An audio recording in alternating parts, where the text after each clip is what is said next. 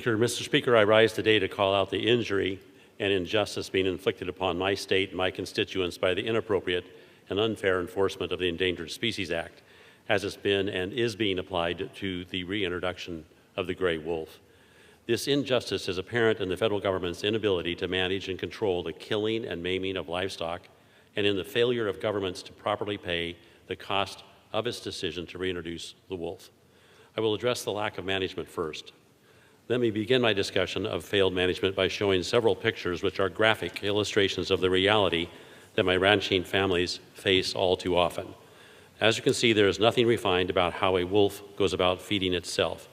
You can imagine the feelings of the rancher when he or she finds livestock torn apart and dying. These animals may have been part of their herd for a decade or more. You can try to imagine the incredible anger they feel knowing that they are legally prevented from stopping the wolf that caused this pain and horror to their cattle and calves from doing this again and again and again. I have held meeting after meeting across my district listening over and over to stories about wolves attacking herds, scattering cattle, and ignoring the ineffective hazing efforts that owners of these cattle are allowed to use under the law to try to protect their livelihoods. The anger and intense frustration they feel is totally understandable, and it's why I'm on the floor today sharing as best I can their pain with you. If we are to protect those who are trying their best to feed this country, to make a living, to keep their small and often remote communities viable, to put out range fires, to pay their taxes, and to continue to be productive parts of this nation, we need to delist the wolf and move the management of these animals back to the states. Now let me turn to the actual cost of the reintroduction of the wolf and the need for those who have created this cost to be responsible for paying it.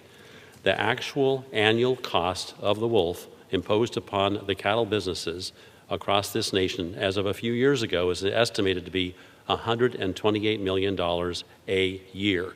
This number is higher now that cattle prices are higher. Many think that the only cost of the wolf is the killing of livestock, but the impact of primal fear that cattle understandably feel when a wolf is near has dramatic and serious impacts on weight gain and on pregnancy rates. These losses are real and they are serious.